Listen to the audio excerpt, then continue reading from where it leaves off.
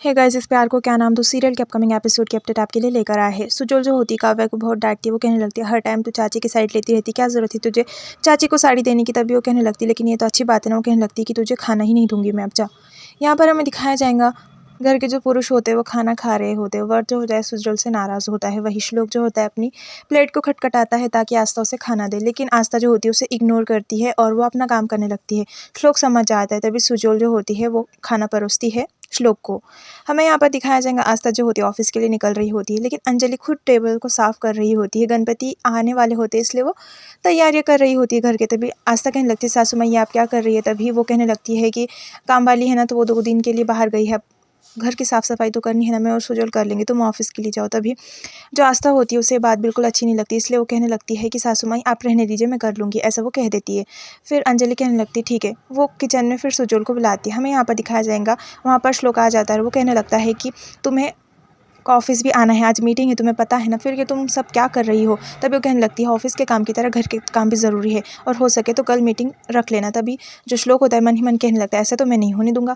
यहाँ पर तो अब भूखे पेटी सो जाती है। सुजल कहने लगती है इस चीज़ का तो बदला आस्था मैं तुमसे लेकर रहूँगी। आस्था जो होती है सारी घर की साफ सफाई कर रही होती है। तभी श्लोक वहाँ पर आता है और आस्था पोछा लगा रही होती, तो जानबूझकर वहाँ पर अपने जूते लेकर आता है ताकि आस्था को फिर से तकलीफ हो।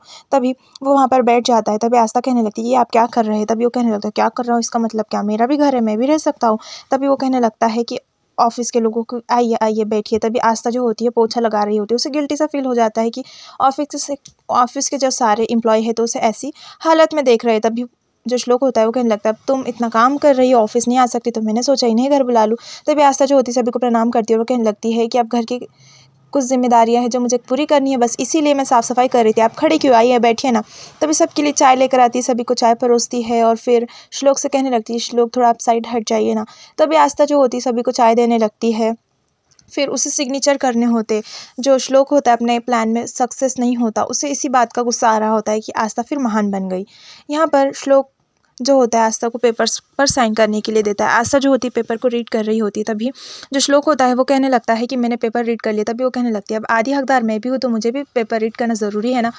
तभी वो पेपर पर सिग्नेचर कर देती। सारे एम्प्लॉय चले जाते हैं। अंजलि आस्था को आवाज़ देती है और कहने लगती है हर बार गणपति पे मैं माला बनाती थी, लेकिन इस बार गणपति जी के लिए तुम्हें अपने हाथों से माला बनानी होगी। तभी वो कहने लगती है आप ये शुभ काम आपके हाथों से कीजिए ना। तभी वो कहने लगती है नहीं तुम्हें करना है। वो कहने लगती है ठीक है मैं करूँगी, लेकिन कल दे दूँगी। तभी वो कहती है अंजलि ठीक है। यहाँ पर आस्था वही माला बनाते बैठी हुई होती है। उसके कमर में दर्द हो रहा होता है इसलिए वो लेट जाती है। तभी श्लोक उसके पास आकर लेट जाता है। तभी आस्था कहने लगती है आप यहाँ पर क्या कर रहे हैं। तभी वो कहने लगता है कि तुम्हें माला रेडी करनी है।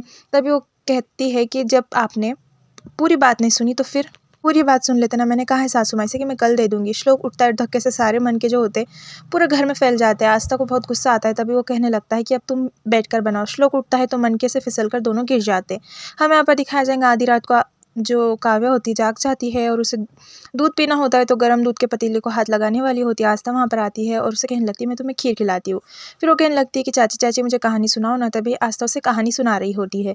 वो अपनी कहानी को प्रिंसेस और प्रिंस के रूप में सुना रही होती है, जैसे वो खुद को राजकुमारी कहती है और श्लोक को राजकुमार कहती है। यही कहानी सुना रही होती है और फिर काव्या सो जाती है। तभी श्लोक वहाँ पर आता है और कहने लगता है इस तरीके से बच्चों को बोरिंग कहानी सुनाऊंगी ना तो वो सो ही जाएंगे और काव्या तुम्हारे साथ रहकर अकड़ू बनेगी, तो इससे मेरे साथ रहने दो। फिर एपिसोड यहाँ पर खत्म हो जाता है।